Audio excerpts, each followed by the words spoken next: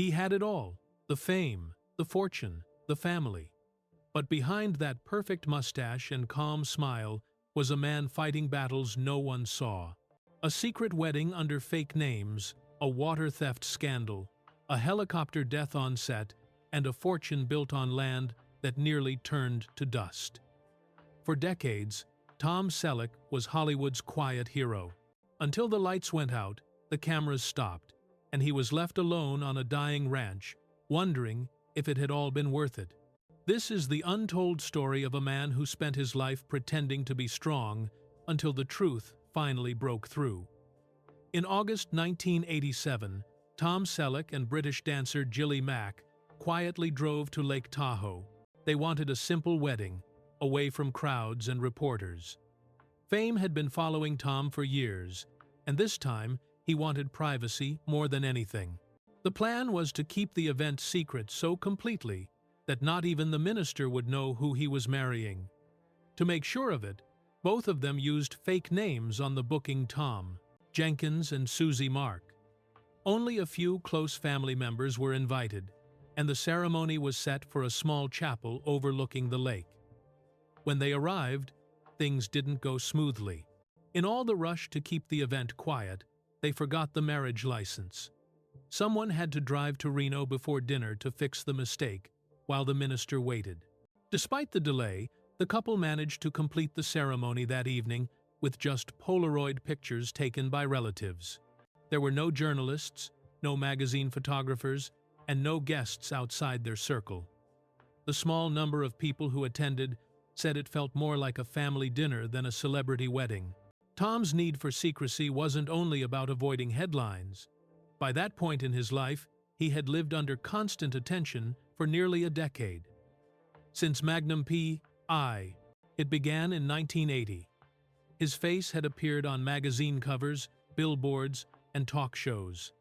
Reporters followed him everywhere, asking about his relationships, his body, and even his mustache.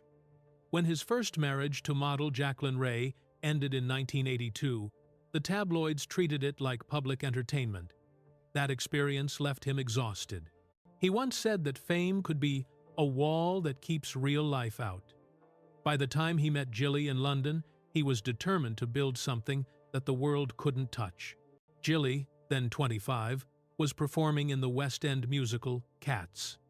Tom saw her on stage and was immediately taken by her charm and energy. He returned to the show several times before they met. Unlike most people around him, Gilly didn't care about Hollywood. Her TV had been stolen months earlier, so she didn't even know who he was. Their connection grew from normal conversations, not red carpet events. To Tom, that made her different and trustworthy. The decision to marry secretly reflected what he valued most. At that point, peace and control. He had learned that publicity often destroyed what it touched. Every photo or interview he could twist into gossip, and he didn't want that for his new relationship. Even their honeymoon was quiet and unannounced. For the next few months, they kept the marriage private, only confirming it after newspapers began to guess.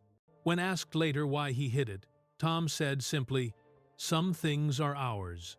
That 1987 ceremony showed a man who wanted to protect the few personal pieces of his life that fame hadn't already taken. He wasn't the young actor chasing attention anymore. He was older, careful, and tired of being watched.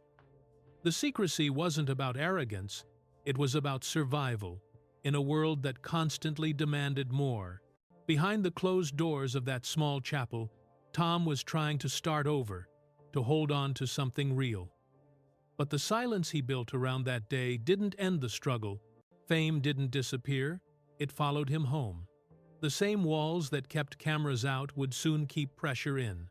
Work, distance, and expectations began to test the promises made at Lake Tahoe. The secret wedding had been peaceful, but life after it was not. What happened inside that marriage would soon reveal how hard it really was for a man like Tom Selleck to keep love and fame from tearing each other apart. Tom Selleck's story didn't start in Hollywood. It began in Detroit, Michigan, in 1945, when the city was filled with factory smoke, noise, and workers rebuilding after the war. His father, Robert, worked in real estate but also served in the Army Air Corps, helping maintain B-29 bombers during World War II. His mother, Martha, stayed home to raise their children and hold the family together. Tom was the second child. His brother Bob had been born a year earlier, and later two more siblings, Martha and Daniel, joined them. The family's life was ordinary, steady but uncertain like many others living in post-war Detroit. Money was tight, and ambition alone couldn't promise comfort. When Tom was just 3 years old, his father made a choice that changed everything. In 1948, Robert decided to leave Detroit behind and move the entire family to California. It wasn't an easy move. He didn't have a stable job waiting, only a commission-only offer with the real estate company Coldwell Banker in Los Angeles. That meant there would be no guaranteed paycheck, just whatever sales he could make. Still, he believed California offered more opportunities for the future. They settled in Sherman Oaks, which at that time was still mostly farmland and open spaces. Robert worked long hours trying to build a client base, often leaving before sunrise and coming home after dark. Martha managed the children and tried to make the small house feel like home. The risk eventually paid off. By the early 1960s, Robert had become one of the company's top earners, making around $70,000 a year, nearly as much as the U.S. president's salary at that time. But those first years were hard, and Tom grew up watching how uncertain life could be when you're starting from zero. That lesson stayed with him for decades. Growing up in California, Tom stood out from the beginning. By his early teens, he was already taller than most adults, eventually reaching 6 feet 4 inches. His height made him noticeable in every classroom and on every playground, and at first, it made him self-conscious. He often felt awkward, unsure how to carry himself, and other kids sometimes teased him for being too big. Over time, though, he learned to use that height to his advantage. He joined the basketball team at Grant High School and later played baseball too.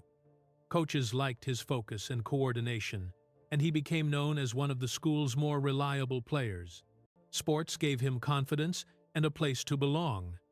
But being tall didn't mean life was smooth. The family still had limited money, and Tom worked part-time jobs to help out. He wasn't the loud or rebellious type. Instead, he was quiet and practical, a reflection of his parents' discipline.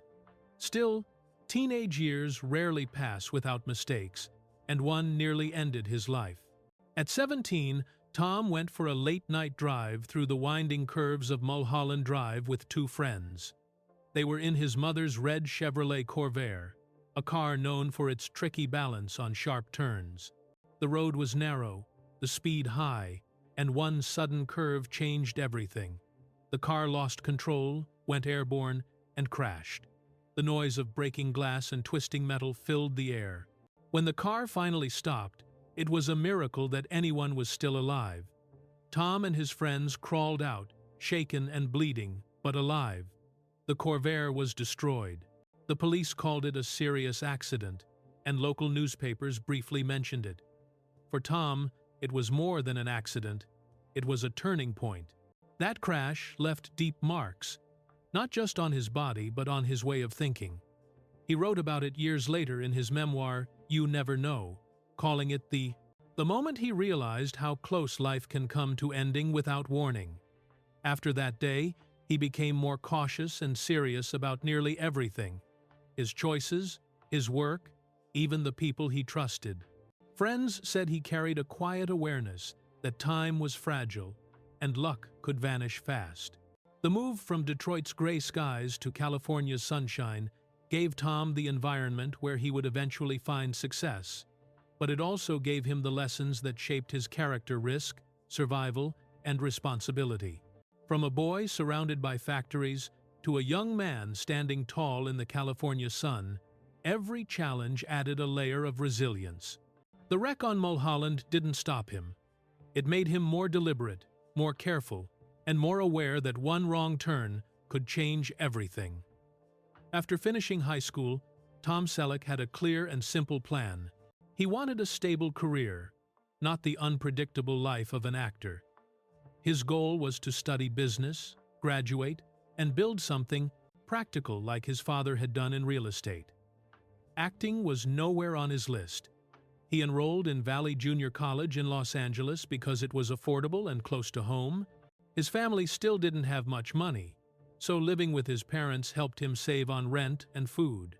He worked part-time jobs to pay tuition and other expenses, often helping at a clothing store after classes. Even though he was tall, athletic, and had the kind of looks that turned heads, Tom didn't see himself as special. He was focused on hard work, not fame. His dream school was the University of Southern California, USC, but he couldn't afford it yet. He applied for a basketball scholarship there, but didn't get one. Still, he refused to give up on that dream. Instead, he stayed at Valley College, worked harder, and waited for another chance. By 1965, his patience paid off. He finally transferred to USC. He joined the basketball team, but wasn't a standout player. In 2 seasons, he scored only 4 points total. Coaches described him as quick and smart, but not aggressive enough on defense. Sports had given him confidence, but now he realized he wouldn't make a career out of it. He shifted his focus back to business classes, still determined to build a practical future. He took on a part-time job with United Airlines as a campus representative, arranging student deals and promotions. Around this time, his friends from the Sigma Chi fraternity pushed him to try something completely out of his comfort zone, the TV show, The Dating Game. They thought it would be funny to see him on television, but for Tom, it was a nightmare. In 1965, he appeared on the show and lost. The experience was awkward, and the rejection was embarrassing. 2 years later, he agreed to appear again, hoping for a better outcome. But once again, he lost. Both episodes aired nationally, and millions of viewers saw him fail in front of the entire country. He later said it was one of the most humiliating experiences of his life. Ironically, those losses brought an unexpected opportunity. A casting agent who had seen him on the show thought he had a natural screen presence and offered him a chance to audition for a Pepsi commercial. Tom didn't take it too seriously, but he went anyway. The job was simple: dunk a basketball and smile for the camera. He did it easily and earned $1,000 for 1 day of work. It was more money than he made in weeks at his part-time jobs. During the shoot, he drank so much Pepsi that he got sick, but he didn't care. That commercial changed everything. Soon after, 20th Century Fox noticed him and offered a contract to join their talent program. For the first time, someone was telling Tom Selleck that he had a future in Hollywood. He was hesitant, torn between his business degree and this new path that had appeared out of nowhere. His parents were supportive, but cautious. Acting didn't sound secure, and Tom agreed. Still, he couldn't ignore the excitement of being chosen. For a short time, it seemed like things were lining up perfectly. He was studying business, working with major companies, and now beginning to act. His practical mind told him to stay focused on his degree, but fame had started whispering in his ear. The studio liked his look clean, confident, and all-American, and began giving him small assignments. He was learning that success in Hollywood could arrive by accident and disappear just as fast. Then, just as Tom started to believe in his new path, a letter arrived that changed everything. It was a draft notice for the Vietnam War. In one moment, his growing excitement turned into fear and uncertainty. The business student who never planned to be an actor now faced a completely different kind of duty, one that could end both his studies and his life. When Tom Selleck received his draft notice in 1967, everything stopped. His acting career was just beginning, and he was finally starting to get noticed. But Vietnam was in full swing, and every young man his age knew what that meant. Instead of running from it, Tom made a choice that said a lot about his character. He joined the California National Guard's 160th Infantry Regiment, committing to 6 years of service. It wasn't a shortcut to avoid danger. It was his way of serving while still staying close to home. He believed in responsibility, the same value his father had taught him since childhood. Boot camp was a shock. The long days, the strict rules, and the physical training pushed him harder than anything before. But Tom adapted quickly. He had always been disciplined from sports, and that helped him handle the pressure. He rose through the ranks, becoming a sergeant, and later earning the title of second lieutenant after completing training at the California Military Academy. His fellow soldiers described him as calm under stress, someone who never raised his voice but always got things done. He wasn't treated like a celebrity there. He was just another man in uniform, and that suited him perfectly. During his service, the Watts riots broke out in Los Angeles. The Guard was called in to restore order. Tom was part of the response team that went into tense neighborhoods where violence could erupt at any moment. It wasn't a movie set, it was real danger. He saw how fear and confusion could take over a city, and how fast things could change. Those experiences stayed with him for life. But while he was serving, Hollywood moved on without him. His contract with 20th Century Fox, the same studio that had discovered him after his Pepsi ad, was quietly dropped. They didn't want to wait 6 years for a young actor who might not return. To them, he was replaceable. When Tom learned that his deal was gone, he didn't complain publicly. He just accepted it and moved on. But deep down, it hurt. That disappointment planted a seed of determination that would drive him for decades. He decided that, if he ever got another chance, he would never waste it. During his service, he kept his uniform in the trunk of his car. Even when he went for auditions later on, the uniform stayed there just in case he was called back. It was a reminder that duty came first, and fame, if it ever arrived, came second. The military gave him structure, patience, and a quiet confidence that helped him handle the ups and downs that were waiting for him in Hollywood. When his 6-year service ended in 1973, Tom returned home with pride, but no clear direction. He had no contract, little savings, and a reputation that had faded. Hollywood had moved on to new faces. To start over, he enrolled in acting classes at the Beverly Hills Playhouse, a well-known but intense training school run by Milton Katselas. The classes were nothing like college. Katselas was demanding, even harsh. Students were expected to give everything emotionally, physically, and mentally. When he walked into the room, everyone had to stand and clap. He pushed actors to the edge, sometimes shouting at them or forcing them to dig deep into painful memories to find real emotion. Some people called his methods abusive. Others said he was a genius. Tom stayed.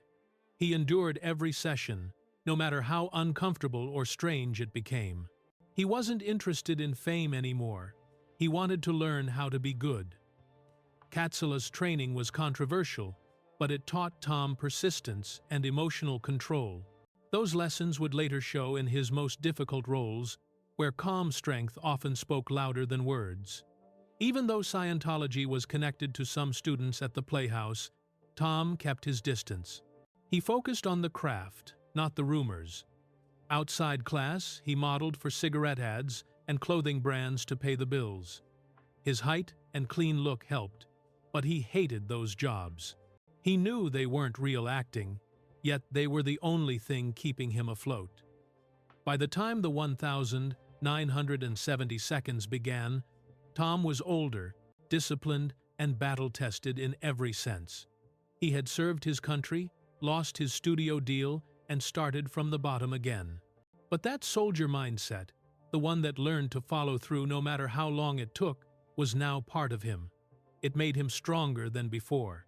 Still, he didn't know that the next challenges wouldn't come from war or the military.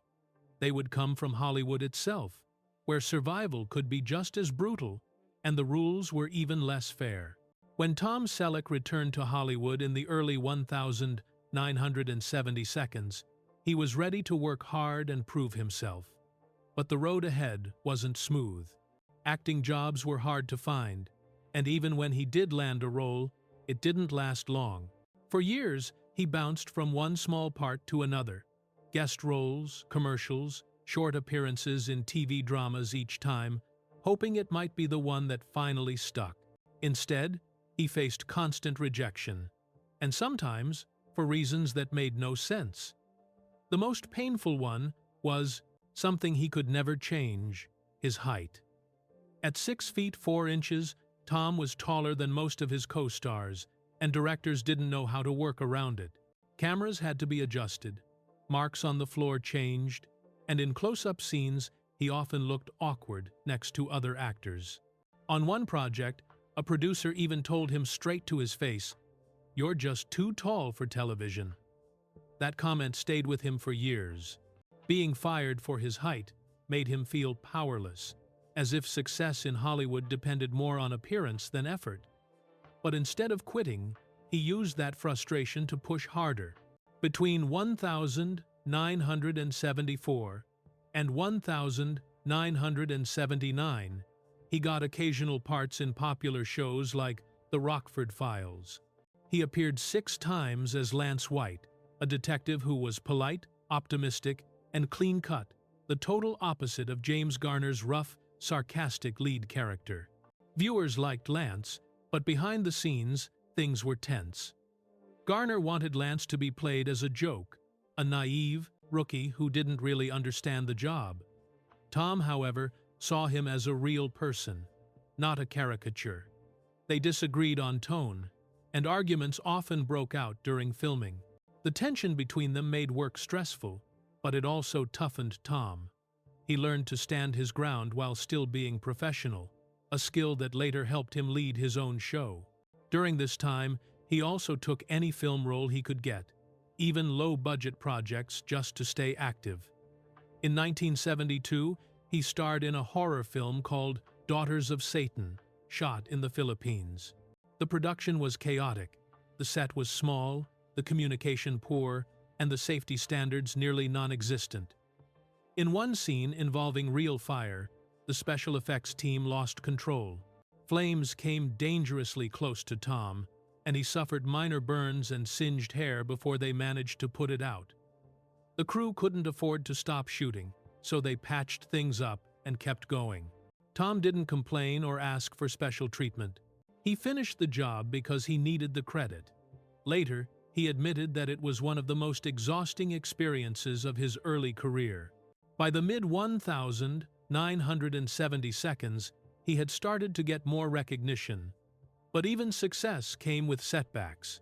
He landed a small, recurring role on Charlie's Angels in 1976, playing a charming boyfriend character. After one episode, though, the producers decided he didn't fit. Once again, his height became an issue.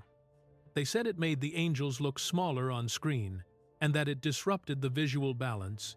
The role was cut, and the show went on to become one of the biggest hits of the decade without him. Tom went back to auditioning, often with only one decent suit that he wore to every casting call. He was broke, but still determined.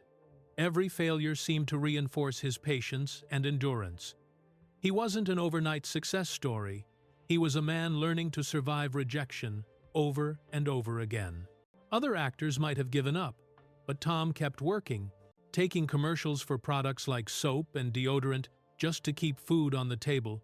Directors noticed that even when he didn't get the part, he showed up prepared, respectful, and calm.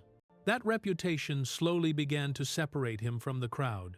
Those years of frustration and quiet struggle shaped his toughness. Each rejection taught him to control his emotions and focus on the work itself, not the approval of others.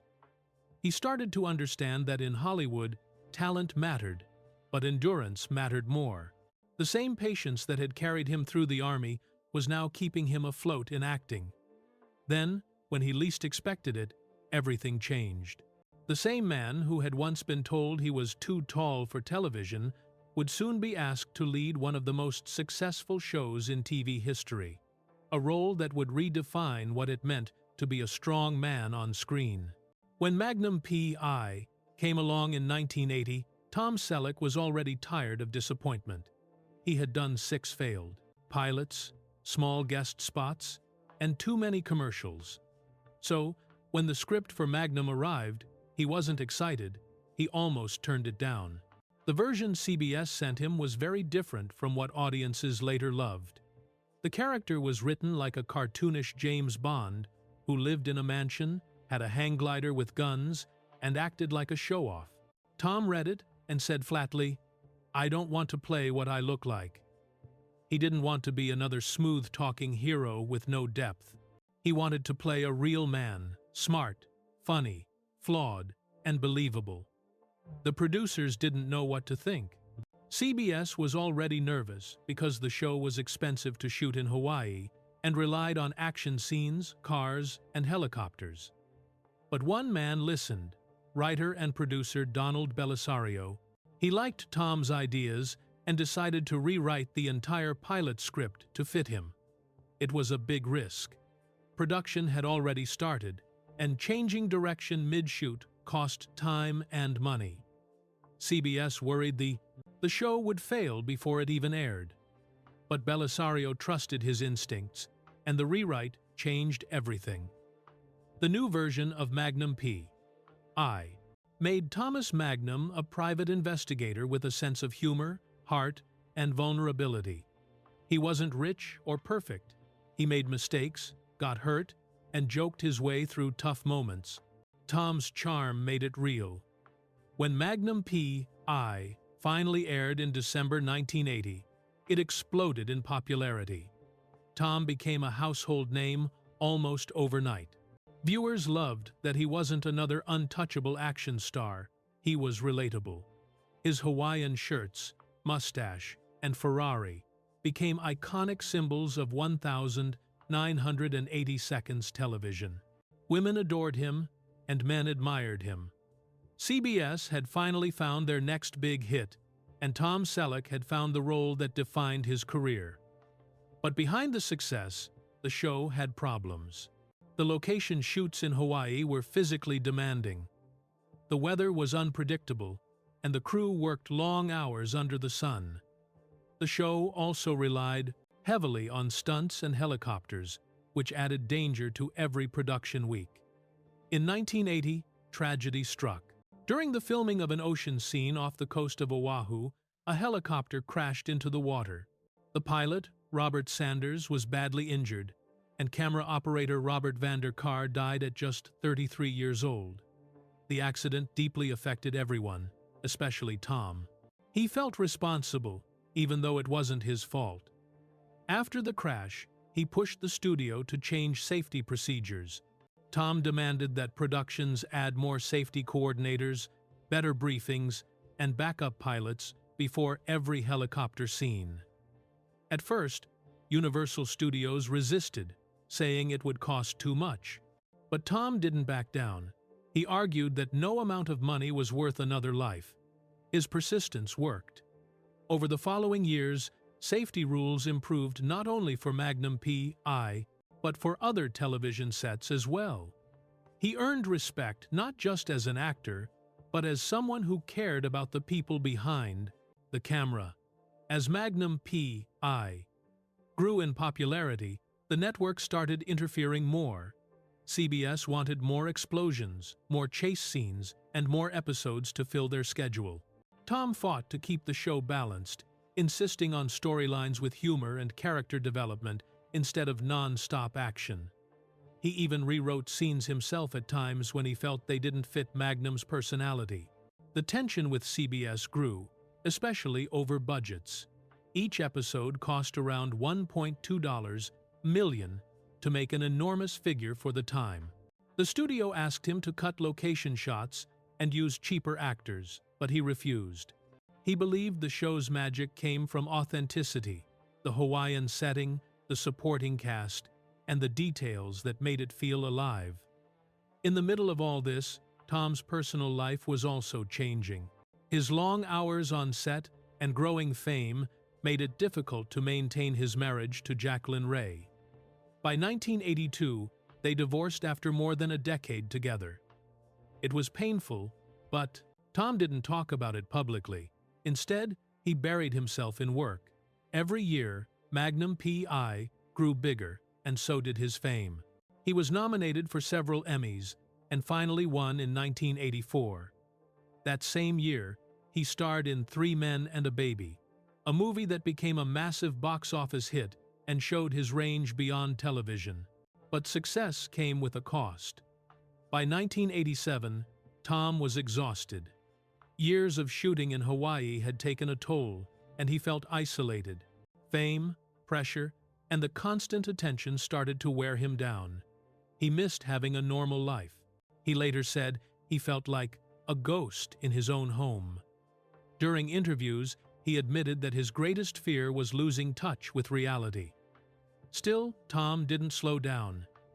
Magnum P.I. ran for 8 seasons and ended in 1988 with more than 50 million viewers watching the final episode. CBS had tried to cancel it earlier, but fan outrage forced them to bring it back for one last season. Even as the network pushed him to do more, Tom fought for the quality of the show until the end. He wasn't just the face of Magnum P.I., he was its protector. By the time the final season wrapped, Tom Selleck had transformed from a struggling actor to one of television's biggest stars. But with that fame came temptation, stress, and a growing emptiness he couldn't ignore. The success that had given him everything now began to test him in ways he hadn't expected. In the middle of his rising fame, when Magnum P.I. had made Tom Selleck one of the most recognizable faces on television, his personal life began to crumble. His marriage to Jacqueline Ray, the model who had stood by him through years of struggle, started to fall apart. They had married in 1971 when Tom was still a struggling actor taking small commercial jobs to survive. Jacqueline believed in him when few people did, supporting him emotionally and financially during the years when he barely earned enough to pay rent. But by the early 1982, their life together looked very different. Tom was shooting in Hawaii for most of the year, surrounded by fame, fans, and constant attention. Jacqueline stayed back home in Los Angeles, raising her son Kevin, whom Tom had adopted and treated as his own. At first, they tried to make the distance work. Tom would fly home whenever possible, but as Magnum P.I. became a full-time hit, the time apart kept growing. The show demanded long hours and long weeks, often 12-hour filming days in the sun. Rumors of affairs began to spread in tabloids, painting him as another Hollywood star caught up in temptation. For Jacqueline, who had been there through every rejection and hardship, seeing those pictures and stories hurt deeply, she started to feel like she had lost the man she once knew. In 1982, they divorced. The separation was not loud or messy, but it was painful. Tom rarely spoke about it publicly, but those close to him said it left him deeply guilty. He provided support for Jacqueline and Kevin, and made sure they were financially stable. Yet the emotional distance was harder to fix. For the first time in his life, Tom found that success didn't bring happiness. It took it away. A year later, his life took another unexpected turn. While on a trip to London, Tom went to see the musical Cats. Among the dancers was a young British performer named Gilly Mack. She was 25, bright, graceful, and full of energy. Tom was instantly drawn to her. He started attending the show again and again, sometimes sitting quietly in the back rows just to watch her perform. His co-star Jane Seymour once said she found it strange that he went back so many times. But for Tom, Gilly represented something rare, someone who didn't see him as a celebrity. When they finally met backstage, Gilly had no idea who he was. Her television had been stolen months earlier, and she had never seen Magnum P.I. She treated him like any other person, which impressed Tom even more. He invited her for dinner, and they began spending time together. Their connection grew quickly, but so did the attention around them. British tabloids started speculating about their relationship, and when Tom returned to the U.S., photographers began following her. The rumors linked her to him before they were even officially a couple. By 1983, Jilly moved to the United States to be with Tom. He tried to keep their relationship private, but that only made reporters hungrier for details. Some accused him of having met her before his divorce, though there was no proof. Tom always denied it and said the timeline had been twisted by gossip. Still, the public loved a scandal, and the shadow of those stories followed them for years. Despite the noise, Tom and Jilly focused on building a real life together. They shared a deep love of animals and country living. In 1988, they welcomed their daughter, Hannah, who was born on their ranch in Ventura County, California. Tom said that becoming a father again helped him slow down and see what truly mattered. He started spending more time at home, even stepping back from work for a while to raise her away from the Hollywood spotlight. He wanted Hannah to grow up knowing him as a dad, not just as a face on TV. But fame doesn't easily stay outside the gate. The same magazines that once praised him now questioned his choices, his marriage, and even his parenting. Every appearance with Jilly was analyzed, every rumor recycled. Tom tried to protect her and Hannah by staying private and keeping their lives quiet. To him, privacy wasn't about hiding, it was about protecting peace. By the end of the 1,980 seconds, Tom Selleck had rebuilt his personal life with Jilly Mack by his side, and for a while, it looked like he had finally found balance. He had fame, family, and fortune. Yet beneath the calm surface, he could already feel the next storm coming. The world around him was changing fast, and soon, the very success that had given him everything would be the 12th thing that threatened to take it all away. In 1980, while Magnum P.I. was preparing to start production, Tom Selleck received a phone call that could have changed his life. Steven Spielberg and George Lucas had seen his audition for a new adventure film called Raiders of the Lost Ark. They were impressed by his natural charm, humor, and quiet confidence, the exact qualities they wanted for the lead character, Indiana Jones. After testing several big names, including Jeff Bridges and Tim Matheson, they chose Tom Selleck for the part. It was his dream opportunity, a major motion picture with two of the biggest directors in Hollywood. But there was a problem. Tom had already signed a binding contract with CBS to play Thomas Magnum. He went to the network and asked for permission to do the movie, promising to shoot Magnum afterward. CBS refused. The executives didn't want their new leading man distracted by another project before the show even aired. They told him bluntly that if he walked away for the movie, they would replace him. Tom tried to negotiate, but there was no room for compromise. He had no choice but to turn down Raiders of the Lost Ark. Only weeks later, something ironic happened. A Screen Actors Guild strike halted Magnum P.I. filming for 6 months. That break would have been more than enough time for him to shoot Raiders. Instead, he spent the next half-year waiting at home in Hawaii, while Harrison Ford took the role and became a global superstar. Raiders went on to earn hundreds of millions worldwide, and Indiana Jones became one of the most iconic characters in film history. Tom later said, "I didn't see myself as a victim, but I wasn't happy about it. The role he lost would have made him a movie legend, but it also taught him something about loyalty and control, how little of it an actor really has once a contract is signed." A few years later, another major role slipped away. In 1989, Warner Brothers began casting for Batman. Once again, Tom's name came up alongside Mel Gibson, Kevin Costner, and even Charlie Sheen. The studio thought Tom's strong presence and serious tone could make for a darker version of Bruce Wayne. He was interested, but hesitant. Superhero movies weren't as popular back then, and after Magnum, he didn't want to get trapped in another franchise.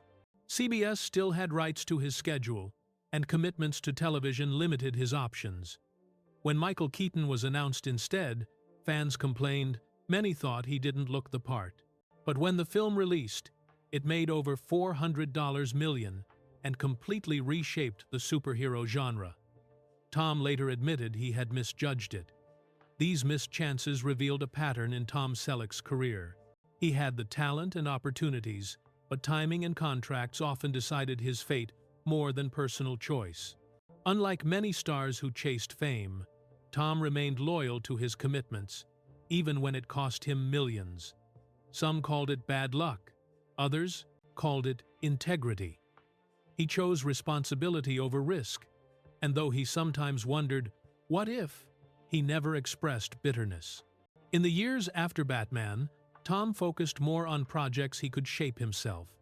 He wanted roles that reflected his values, characters who were strong but kind, capable but human. Still, the missed blockbusters left a mark. Watching other actors step into roles that could have been his reminded him how unpredictable the industry could be. He learned that success in Hollywood wasn't just about talent. It was about timing, politics, and the willingness to fight contracts. The near miss with Indiana Jones could have been his defining heartbreak, but what followed would test him even more. It wasn't a lost role or a studio problem this time. It was a tragedy that struck right on set and changed how he saw the business forever. By the late 1982, Tom Selleck had already lived through the highs and lows of fame. He was known everywhere for Magnum P.I, but the show's end left him searching for what came next. His first big post-Magnum project was the 1987 film 3 Men and a Baby, a light comedy that unexpectedly became the biggest box office hit of the year. People loved seeing Tom in a different role, a charming bachelor trying to care for a baby with 2 friends. The movie's success seemed like another perfect chapter in his career, but soon, something strange gave it a life of its own. A few months after the film's release, viewers began claiming they saw a ghost in one of the scenes. Behind the curtains of the apartment set, a small figure, a boy, appeared for a few seconds. Rumors spread quickly. People said a child had died in the building where the movie was filmed and that his spirit showed up on camera.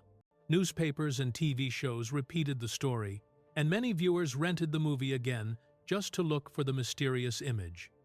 In reality, there was no ghost. The film was shot on a soundstage in Toronto, not a real apartment. The figure was just a cardboard cutout of co-star Ted Danson, left in the background after a deleted scene. Years later, Tom explained the truth on The Tonight Show, but by then the myth had already taken hold. The ghost story became one of Hollywood's most famous movie legends, proving how even a small misunderstanding could spread faster than facts. After that, Tom continued to explore new roles. In 1997, he appeared in and Out, playing opposite Kevin Kline. The film included a moment that shocked many longtime fans, Tom's 12-second on-screen kiss with Kline.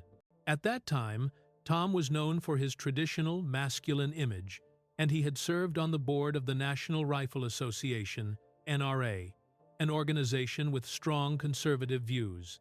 The kiss created headlines, and people questioned whether the scene clashed with his public image. Tom's response was simple and direct. "I make faces in front of a camera. That doesn't make me Solomon." It was his way of saying that acting was his job, not a reflection of his politics. The controversy faded, but it showed how much pressure he faced to fit into the public's idea of who he was supposed to be. In the late 1990s and early 2000s, Tom kept experimenting with television again. His guest role as Dr. Richard Burke, Monica's older boyfriend on Friends, became one of the show's most memorable storylines. The audience loved the chemistry between him and Courtney Cox. Behind the scenes, Tom was careful and respectful, aware that he was joining a young cast in the middle of their success. He even asked Matthew Perry for advice on the timing of jokes. In one famous scene, Perry's character jokes about Tom's mustache, and when Tom fires back with, "Nice mustache, when puberty hits, it'll kick in," the laughter was real. That sense of humor helped him fit in with a new generation of TV stars, proving he could still connect with audiences after decades in the business. Yet while his career remained strong, his involvement with the NRA brought new challenges. He had joined the organization years earlier because he believed in responsible gun ownership and outdoor sports, not politics. But as public debates around gun control grew louder, the NRA's image changed. When Tom appeared on The Rosie O'Donnell Show in 1999, she confronted him on live television about his membership. The clip went viral before viral even existed. Tom handled it calmly, refusing to argue, but the moment painted him as part of a political divide he never wanted to represent. Over time, the constant criticism wore him down. By 2018, he quietly stepped away from the NRA board, saying little about his reasons, but making it clear he wanted to avoid public fights. Throughout these years, Tom managed to protect his dignity by sticking to a simple principle: do the work honestly and stay out of drama. Whether it was a ghost rumor, a controversial kiss, or a heated interview, he stayed grounded. Friends said he had learned not to chase approval or try to fix how people saw him. Fame, he realized, came and went, but integrity was his only real control. By the early 2000s, after weathering decades of attention, Tom wanted something steadier than Hollywood. The constant noise of fame had drained him, and he began spending more time at his 63-acre ranch in Ventura County. It was a place where he could breathe, raise his daughter, and feel human again. But what started as a peaceful escape would soon turn into another test, a struggle that demanded not just his money, but his health, patience, and strength. In 1988, after years of working non-stop, Tom Selleck made one of the biggest decisions of his life. He bought a 63-acre ranch in Ventura County, California, from singer Dean Martin. The land was quiet, full of avocado trees, oak groves, and open hills. For Tom, it wasn't just property. It was a place to breathe after a decade of cameras, schedules, and public pressure. He said he wanted a real life, not just a career. The ranch became a symbol of peace and family. It was where he and his wife, Jilly Mack, raised their daughter, Hannah, away from Hollywood. At first, the ranch life was everything Tom had hoped for. He built fences, cared for the animals, and spent his mornings riding horses. He took pride in doing the manual work himself. The avocado orchard became his small business, selling produce to local markets. For years, it helped balance his desire to stay productive without being in the spotlight. But farming isn't as easy as it looks, and the California weather can be cruel. As droughts became more frequent, the cost of keeping the ranch alive grew higher every year. In 2015, trouble hit hard. California was facing one of its worst droughts in decades. Water use was restricted, and the state ordered a 36% cutback in his area. That year, the Cayaguas Municipal Water District accused Tom of illegally taking 1.4 million gallons of water to keep his avocado crops alive. Investigators claimed a tanker truck had made several trips around a dozen to fill water from a public hydrant 8 miles away. The district said it cost them more than $21,000 to investigate, and they wanted repayment. The lawsuit quickly became national news. Headlines painted Tom as a celebrity stealing water, while ordinary residents followed strict rationing rules. For someone known for his integrity, the accusation was humiliating. Tom's team denied intentional wrongdoing and settled the case quietly, paying the district the full amount they asked for, about $21,685. After that, he stopped taking water from that source and focused on keeping the ranch within legal limits. Still, the damage was done. For years afterward, people brought up the water theft story as if it defined him. Behind the scenes, the financial strain was growing. The avocado business had never made much profit, even in good years. In a 2012 interview, Tom joked, "I don't even like avocados. Why eat them when I can sell them?" But by 2023, the laughter was gone. California's repeated droughts had destroyed almost all of his 2,000 500 avocado trees. Even the oak trees, some more than a century old, began to die. The land that once represented freedom now showed cracks of loss and exhaustion. Maintaining the ranch wasn't cheap. The property taxes, staff wages, and irrigation costs piled up. The land was worth around $12 million, but that didn't mean much when it couldn't generate income. Years earlier, during his peak earnings, Tom had taken out loans estimated between $15 and $16 million to finance renovations and investments. With fewer acting roles and declining income, paying them back became harder. When Blue Bloods, his long-running police drama, faced cancellation in 2023, it hit him like a financial earthquake.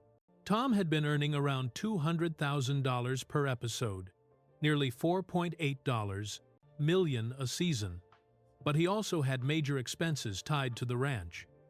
When CBS asked the cast to take a 25% pay cut to keep the show running, Tom agreed, losing more than $1 million personally.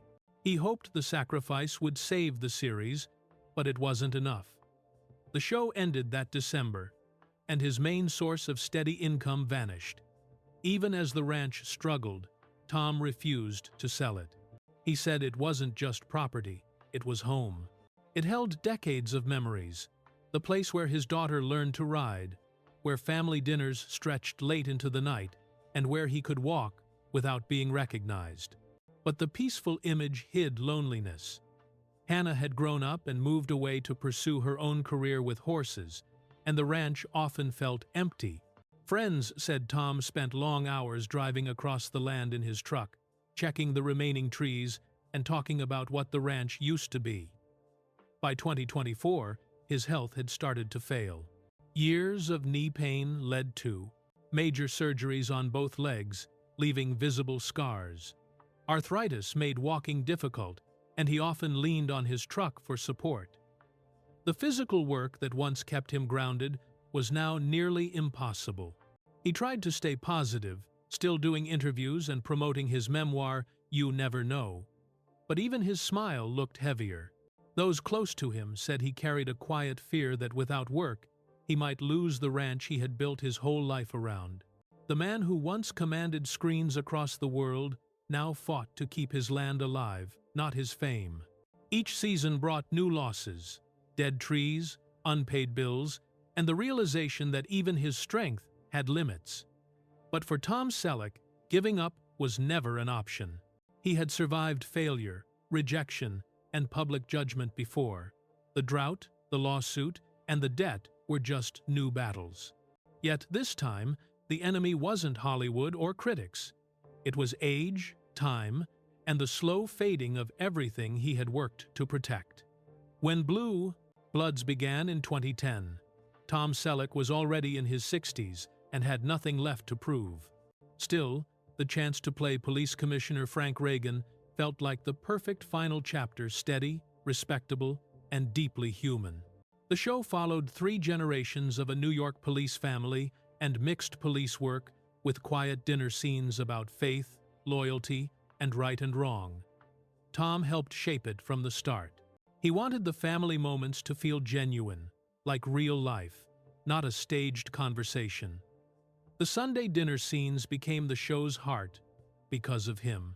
The series was filmed almost entirely in New York, which meant long flights, cold winters, and 12-hour shooting days. At first, Tom handled it easily, but the years wore him down. By his mid-70s, arthritis and knee pain made standing for long periods difficult. He had both knees replaced in 2024, and the scars ran visibly down his legs. Even so, he refused to let anyone see him limp on camera.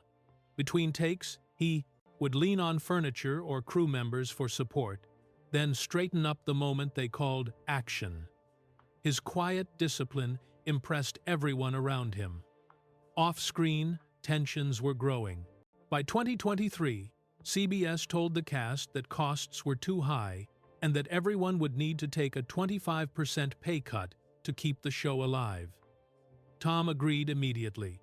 He said it was better to lose a little than to lose everything. he personally gave up about $1.2 million. He believed the network would appreciate the gesture, but within months, CBS announced that the 14th season would be the last. Tom was devastated. He called it a mistake, reminding them that Blue Bloods was still one of the highest-rated scripted dramas on television. His pleas didn't work. The final episode aired on the 13th of December 2024. The crew cried as he read a poem during the wrap party, and Tom tried to hide the pain behind his usual calm smile. The truth was that the end of Blue Bloods left a hole in his life. Acting had always kept him moving. It gave him purpose and routine. Without it, he had to face the toll of age and years of work. Friends said that when filming stopped, he felt lost. The ranch that had once been a refuge now felt too quiet. His wife, Jilly, stayed by him, but she could see the exhaustion in his face. He still woke up early out of habit, as if he had a call time, only to find himself sitting alone with coffee, staring out over the dry fields. During the show's later years, Tom often clashed with writers about storylines he thought didn't fit the characters. He disliked plots that he felt were too modern or politically charged. He wanted Blue Bloods to stay about family and duty, not controversy. Sometimes he won those debates.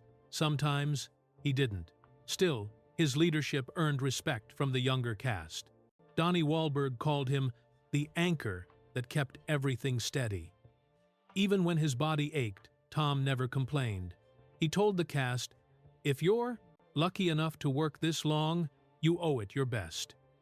By 2025, he was 80 years old and walking slower, but his determination hadn't faded. Fans who met him said he was kind and humble, though noticeably frail. On social media, photos showed him heavier and tired, yet smiling beside fans at airports. The years of standing under hot lights, long flights, and cold outdoor scenes had taken their toll. The man who once ran across Hawaiian beaches as Magnum now needed help stepping into a car. When Blue Bloods ended, CBS announced a possible spin-off called Boston Blue, focusing on Wahlberg's character. Tom wanted to appear for cameos, but his doctors advised against it. The long flights and standing hours were too risky after knee surgery. For the first time, he had to admit he couldn't keep up physically. It was a hard truth for someone who had spent his life pushing through pain. In public, he stayed stoic. He thanked fans, called the ending a great ride, and smiled for interviews. But those close to him said that when the cameras were gone, the silence of the ranch felt heavier than ever. He had given his career, his strength, and his health to the work he loved. Now, all that remained was time, and it was moving faster than ever. In 2024, Tom Selleck finally did something he had avoided. His entire career, he told his story in his own words. His memoir, You Never Know, was released in May and instantly became a bestseller. For the first time, the man who had spent a lifetime protecting his privacy opened up about the truth behind the fame, the failures, and the fears that shaped him. The title came from one of his father's favorite sayings, a reminder that life doesn't always go the way you plan. Inside its 320 pages, Tom revealed what years of interviews and magazine profiles had missed a quiet, thoughtful man who carried both pride and regret in equal measure. He wrote about his childhood in Detroit, the move to California, and how his father's work ethic became his lifelong compass. He talked about the early humiliation of losing twice on the dating game and the strange path that led him to acting. But what struck readers most wasn't the career details, it was his honesty about the emotional cost of success. Tom admitted that during the height of Magnum P.I, when the world saw him as the confident hero, he often felt empty inside. "Fame," he wrote, "gave me everything I wanted but took everything I needed." For the first time, he spoke openly about depression. He described the long days of filming when he felt exhausted but couldn't show weakness. The nights on his ranch when he sat in silence, wondering whether all the effort had been worth it. His body had begun to betray him arthritis, joint pain, and surgeries had become part of daily life. Yet he said the hardest pain was realizing that time, not fame, was his biggest rival. "You can't outwork the clock," he wrote. "You can only learn to walk beside it." Tom's honesty surprised people who had always seen him as calm and unshakable. He admitted that he sometimes struggled to get out of bed, that retirement scared him, and that slowing down made him feel invisible. For a man who had built his image on quiet strength, these admissions showed another kind of courage, the courage to be vulnerable. He didn't blame Hollywood for his troubles, but he also didn't romanticize it. He described the industry as a place where you can lose yourself without even noticing. Despite the struggles, the memoir wasn't bitter. It was full of gratitude for his parents, for his wife Jilly, for his daughter Hannah, and for the fans who had supported him for more than 5 decades. He wrote lovingly about Hannah's childhood on the ranch, her bond with horses, and how she reminded him of what really mattered. He said, "She brought me back to myself after years of living as someone else's idea of a hero." The book also revisited moments that defined his legacy, turning down Indiana Jones, fighting CBS to protect Magnum P.I., and the helicopter tragedy that changed his outlook on safety. But more than anything, it was about finding peace after chasing perfection for too long. Tom said he finally understood that legacy isn't about awards or money. It's about the people who remember you kindly. After the memoir's release, Tom did a few interviews but soon disappeared again from the public eye. Fans hoped he would appear in the Blue Bloods spin-off or take another small role, but it didn't happen. He spent most of his days at the ranch, walking slowly between the remaining trees, talking with the small staff who helped him keep the land alive. He still smiled for photos when fans approached, but his eyes showed fatigue. His health had limited his movements, and even short trips outside the ranch required planning. People close to him said he had grown quieter, spending more time, reading, reflecting, and enjoying simple routines. He preferred early mornings, watching the sun rise over the dry hills while sipping black coffee. He said it reminded him of all the mornings he'd seen on film sets, waiting for the first shot of the day. The difference now was that there were no cameras, just stillness. Tom Selleck may have stepped away from Hollywood, but he never completely left it. His presence lingered on screens across the world, in reruns, in films, and in the stories people still told about him. In his memoir, he wrote, "You never really say goodbye to the work, you just stop chasing it." And maybe that's the truth about Tom Selleck. He didn't disappear, he simply paused. Because in Hollywood, disappearances are never final, only pauses before the next act.